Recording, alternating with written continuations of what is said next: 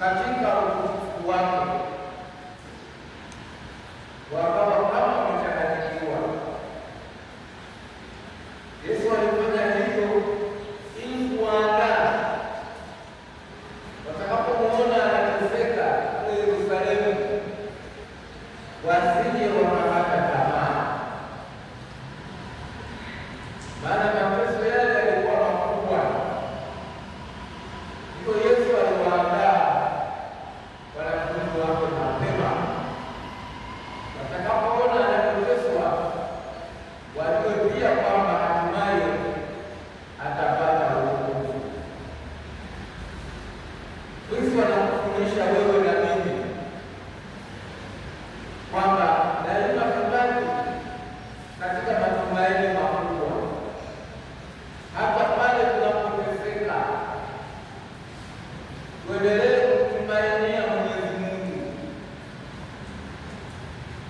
tujenge matumaini yetu kwa Kristo ambaye kwa mara ya pili Mungu anakuambia, huyu ni mwanangu mpendwa niliyependezwa naye, msikieni yeye.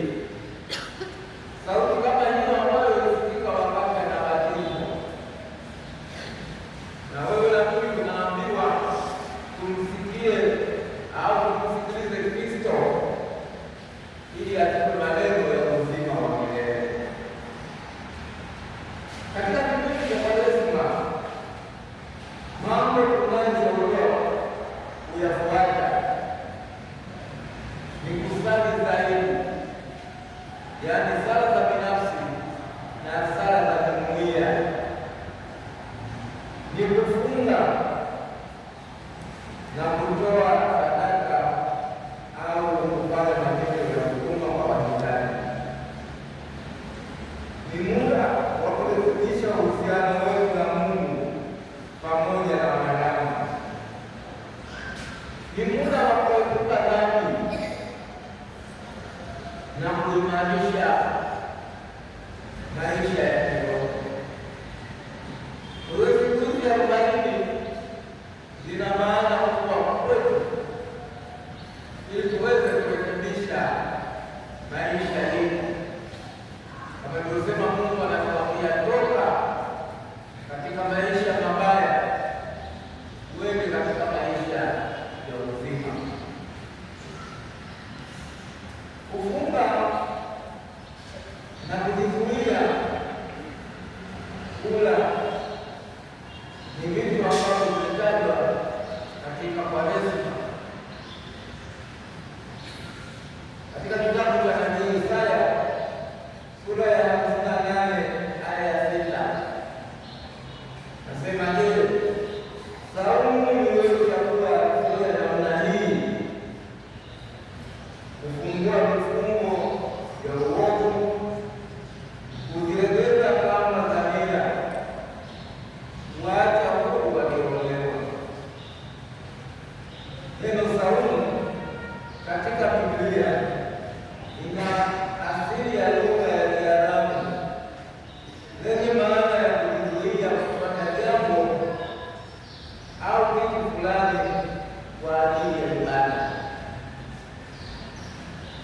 Kutoa sadaka, matendo ya huruma, kuwasaidia maskini, kuwasaidia wagonjwa na wenye uhitaji. Hayo yanatoa msisitizo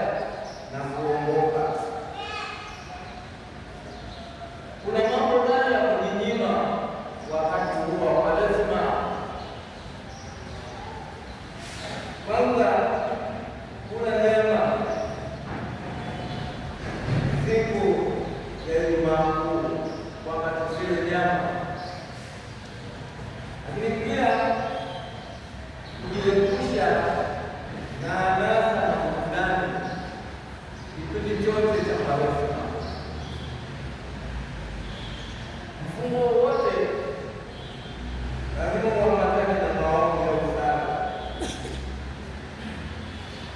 Katika Injili ya Marko sura ya 9 aya 28, wanafunzi walishindwa kutoa pepo, hatimaye walikuja kwa Yesu na Yesu anasema kwamba kwa namna hii hawezi kutoka ila kwa kusali na kufunga. Kumbe mambo haya mawili ni makubwa katika kupigana na yule pepo mwovu.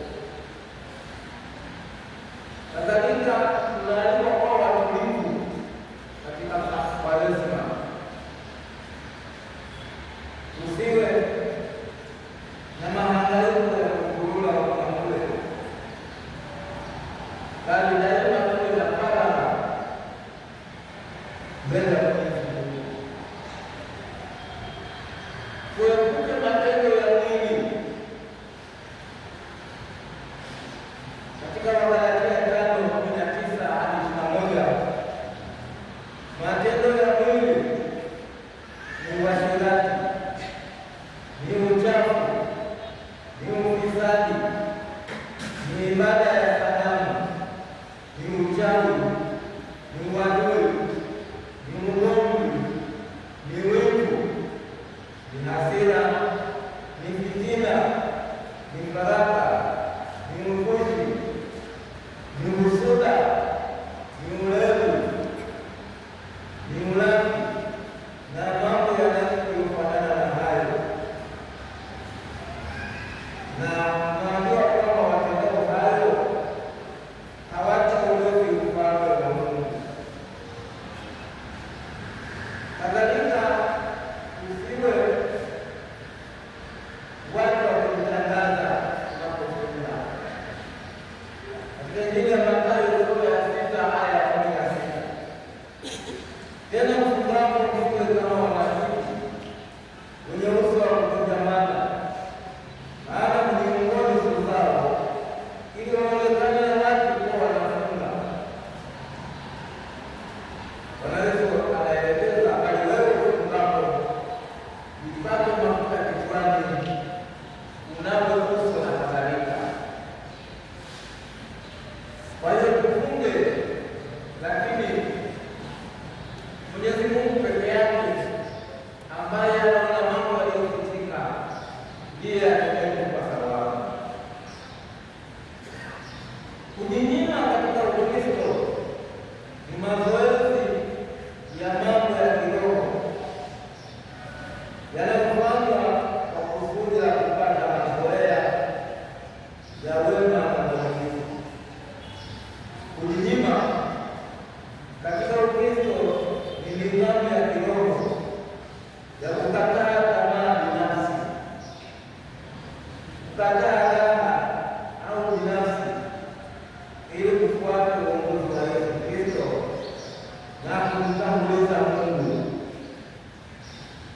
Inahusisha kuacha mapenzi binafsi, wakati au mali kwa ajili ya huduma, kuwa watii na kutafuta utakatifu. Na faida za kujinyima, ya kwanza kabisa ni ulinzi. Tunapojinyima, kwa mfano, kutumia sana mitandao ya kijamii wakati huu, tunajiweka kwenye ulinzi wa Mungu ili tusikumbukie dhambini. Hili ni kuzunguza mioyo yetu, pengine katika kelele za wakati huu za dunia hii, tunashindwa kuchunguza dhamiri zetu. Kwa hiyo tunaishi bila kuchunguza dhamiri. Mwanafalsafa Socrates alisema, an examined life is a way to live. Maisha bila kuchunguza hayafai.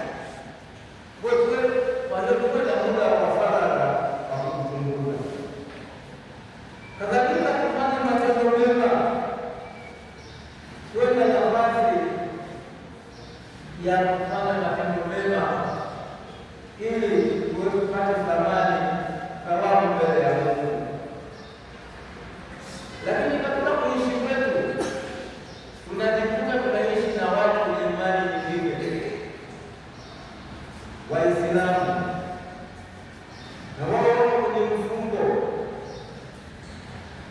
na mfungo huo unaitwa swaumu au siamu. Neno swaumu au siamu inamaanisha kuwa katika mapumziko, lakini sasa inatumika kumaanisha kufunga.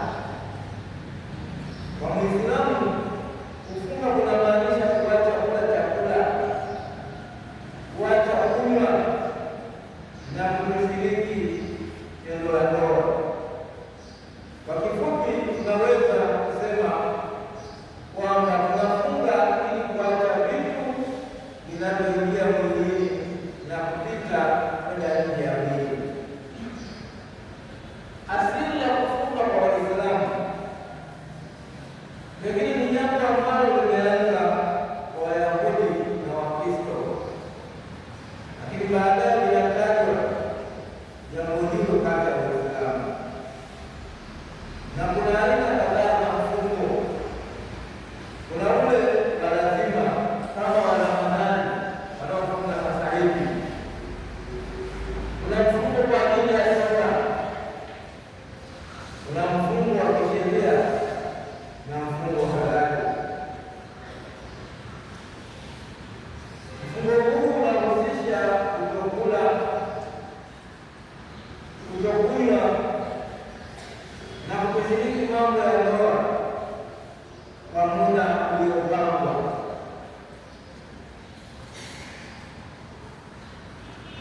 Na mambo ya kuzingatia wakati wa mfungo huo ni kama hayo ambayo nimeyataja, lakini kuna mambo gani yanayovunja mfungo wa Kiislamu? Ni kuingia kwa kitu chochote mwilini ambacho kinafanywa kwa kujua, sio kwa bahati mbaya. Kutapika kwa hiari na kadhalika. Wakati wa mfungo, Muislamu anashauriwa kuacha dhambi zote. Kuna matokeo gani ya kufunga kwa Muislamu? Kwanza kabisa, kuonyesha kutii kwa Mwenyezi Mungu, kwamba huyu anayefunga anatii Mungu. Hili mwezi wa Ramadhani ni mwezi wenye baraka maalum, kwani dhambi zote zinasamehewa.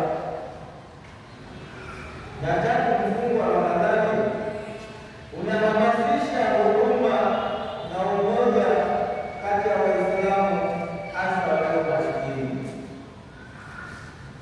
Na kati ya Waislamu tunasikia wakisema kuna damu, kwa sababu ni kibaya. Ni mlo maalum wa kabla ya alfajiri unaoliwa na Waislamu wakati wa mfungo wa Ramadhani ili kupata baraka na nguvu ya swaumu. Uliwa usiku wa manane kabla ya adhana ya alfajiri.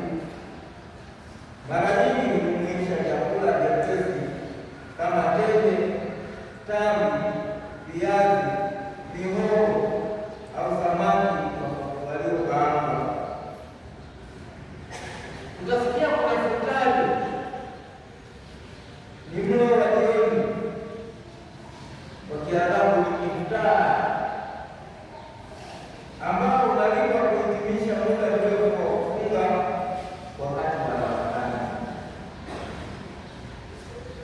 Kuna Wakristo wengine hupenda kufunga kama Waislamu, ili baadaye jioni wengine wapate damu, wapate futari, au usiku wapate damu. Lakini hiyo sio namna tuliyoelekezwa kama Wakatoliki, namna ya kufunga. Naweza kufunga mlo mmoja na thamani ya mlo ukawapa maskini. Huo ndio ufungaji wetu, au kutoa sadaka kusaidia maskini na kadhalika.